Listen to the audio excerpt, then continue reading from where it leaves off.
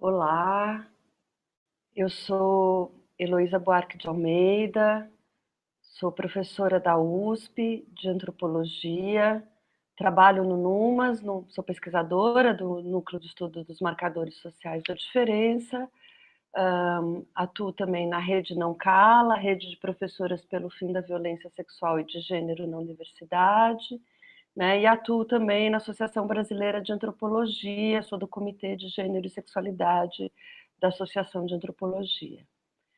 Eu estou aqui hoje para comentar um pouco com vocês nesse momento Covid, que é uma iniciativa muito bacana, né, da equipe do NUMAS e do PAGU.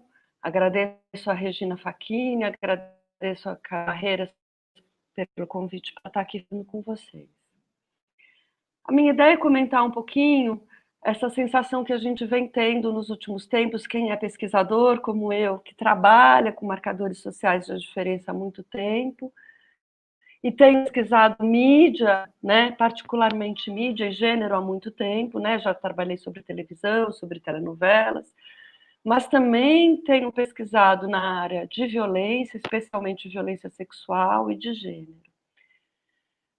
O que eu gostaria de comentar com vocês é essa situação que a gente está vivendo no Brasil nos últimos tempos, do Covid, da pandemia, e como me parece que essa pandemia ela tem tornado cada vez mais visíveis, cada vez mais escancaradas as desigualdades sociais todas que a gente vive nesse país.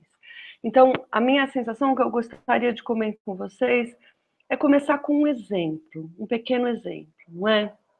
Que é uma das primeiras mortes, a gente teve duas primeiras mortes do Covid no comecinho da pandemia, antes da gente ter as quarentenas, o isolamento social, que eu acho que são bastante sintomáticas dessa desigualdade. A primeira delas foi de um porteiro, né, de um prédio, né? E a segunda delas, e essa que eu vou explorar um pouquinho mais, foi uma empregada doméstica que trabalhava numa casa de elite, no Leblon, né, no Rio de Janeiro, e que faleceu de Covid, né? Sendo que a senhora ela foi trabalhar, né, quando os patrões dela tinham voltado de uma viagem da Itália e sabiam que estavam contaminados, eles sabiam que eles estavam com a doença, com o coronavírus, né? Essa pessoa saiu direto do ambiente de trabalho para o hospital, né? Então, eu acho que ela mostra já o efeito perverso imediato da doença, e que depois a doença começa numa certa elite, vai se esparramando. E hoje nós temos um quadro, por exemplo, não é, de que nas regiões das periferias e nas regiões mais de moradia precária, né, são as piores regiões em termos da infecção e em termos dos efeitos das mortes também, né, no Brasil, mas também em São Paulo, no Rio, nas grandes cidades. Eu acho que, então, essa morte expressa um pouco aquilo que a gente está vendo dos impactos sociais, né, cruéis dessa pandemia, né, que, como eu disse, ela só reforça algumas desigualdades que a gente já conhece, né. Então, por exemplo, né, logo me pediram para, alguns jornalistas pediram para eu falar sobre a desigualdade de gênero, pensando especialmente nas mulheres como eu, de classe média, com filhos brancos, que teve que supostamente, né, deveriam todas, né, ter dispensado a sua empregada e continuar pagando, mas que nós tivemos uma sensação de acúmulo de trabalho, não é? De cuidar da casa, cuidar dos filhos, fazer limpeza, cozinhar, aquilo que a gente chamava, né, na teoria marxista, de trabalho reprodutivo. Então, a gente tinha uma situação social de privilégio que o trabalho reprodutivo era dividido com a empregada doméstica, né? Então, o primeiro impacto para essas mulheres de classe média de elite é perceber a sobrecarga inegável de trabalho que elas ficaram em termos de cuidar da casa, de gênero, de cuidar dos filhos, e como isso é pouco dividido, né, de modo equitativo, tem ficado muito evidente nos números de trabalhos acadêmicos, né, dos homens estão subindo e as mulheres estão decrescendo, né, então a classe média está tendo esse efeito. As mulheres de camada popular, por outro lado, como é o caso dessas empregadas, estão sendo atingidas de modo muito mais brutal, porque algumas delas estão perdendo emprego, outras estão tendo que trabalhar, e tem 2 empregos muito importantes que estão sendo vítimas disso, né? O emprego doméstico em geral, por um lado, e por outro lado, a enfermagem, as técnicas de enfermagem, né? Todo um trabalho de cuidado, né? As babás, as acompanhantes, etc., que estão muito mais, e as enfermeiras nos hospitais, muito mais expostas, né, à doença, né, e sendo mulheres de camadas populares muito mais expostas a um empobrecimento inegável, né, muita gente de classe popular que perdeu o emprego não está vendo o auxílio emergencial chegar, né, e a gente já tem notícias mesmo da fome chegando, né, de volta e crescendo no país, né. Então, veja, a desigualdade de gênero aparece para as mulheres de classe média, mas aparece também de uma maneira mais brutal para as mulheres de classe popular. As pessoas de classe média tentando manter o homeschooling, né, fazendo a educação à distância que é possível fazer.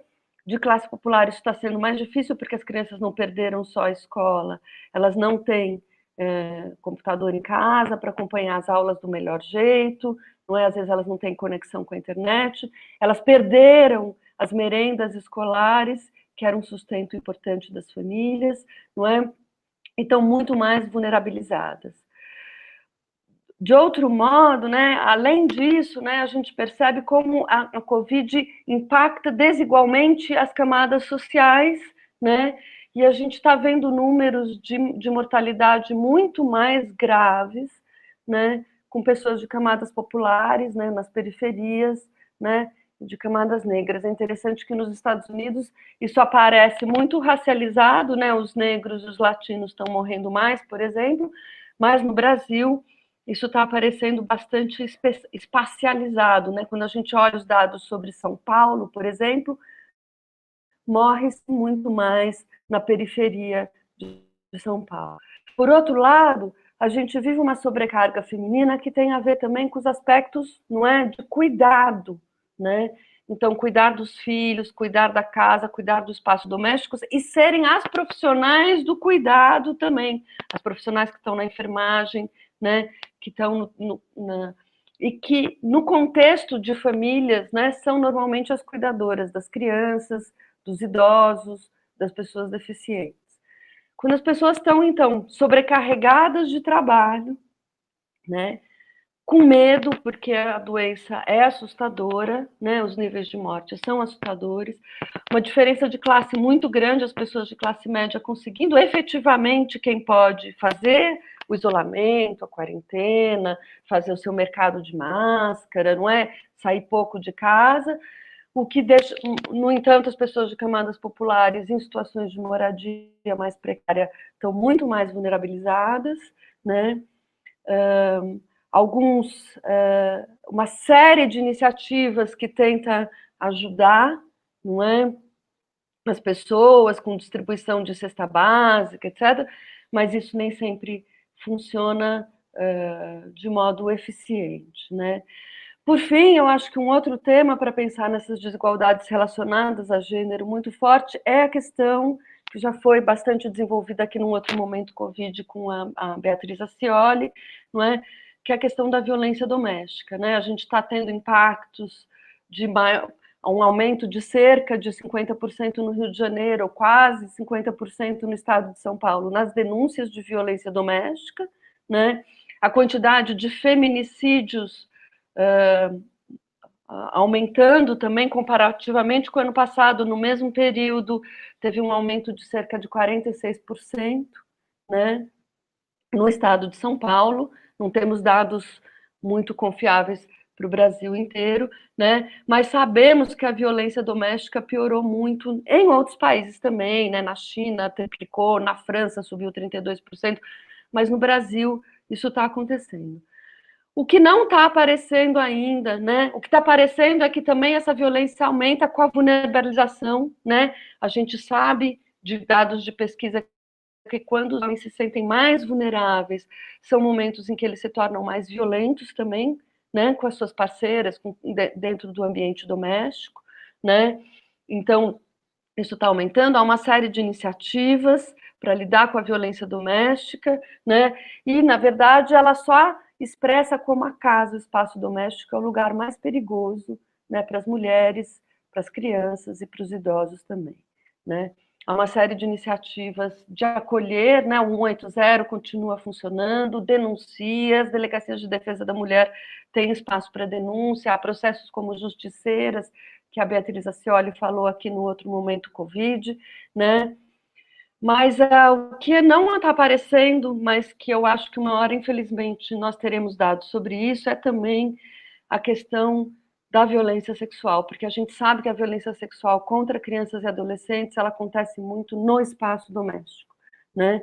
E temos dados sobre a crise do ébola no oeste africano entre 2014 e 2016, do aumento, né, da violência que foi descoberto depois. Então, eu acho que a violência sexual contra adolescentes vai aparecer depois, vai aparecer, inclusive, na proporção de gravidez adolescentes não desejadas, né? E, infelizmente, né, algumas dessas violências expressam como o espaço doméstico, a família, o lar, é também um lugar de conflitos que, nesse momento, está se tornando violência, né? E, por fim, eu acho que é muito assustador, mas a gente pode dizer que uma outra forma de violência muito grande que está aparecendo também na pandemia e que expressa as desigualdades sociais brasileiras é, de uma certa forma, a própria violência do Estado, né? Tanto o Estado que continua matando nas periferias, vocês fizeram uma aula aberta sobre isso, muito interessante, então não vou explorar muito o tema, com muitos dados, né? Mas também o fato do Estado estar empurrando com a barriga, né, e não implementando efetivamente o auxílio emergencial como ele deveria estar funcionando. Então, isso tem empurrado as pessoas para uma situação de miséria, de pobreza, é muito grave, forçando as pessoas que elas tentem voltar ao trabalho mesmo, né, numa condição ainda de perigo, de contaminação, né, e eu acho que é isso que tem se tornado cada vez mais visível, né? Quer dizer, todas essas desigualdades sociais, desigualdade de gênero, de raça, de classe, de território, né? Parece que elas se tornaram muito mais visíveis nessa pandemia. E só para concluir, então, o que eu quero dizer? Eu estou usando dados, não é dado de pesquisa minha. Os dados que eu comentei aqui, basicamente, são os dados que estão na imprensa.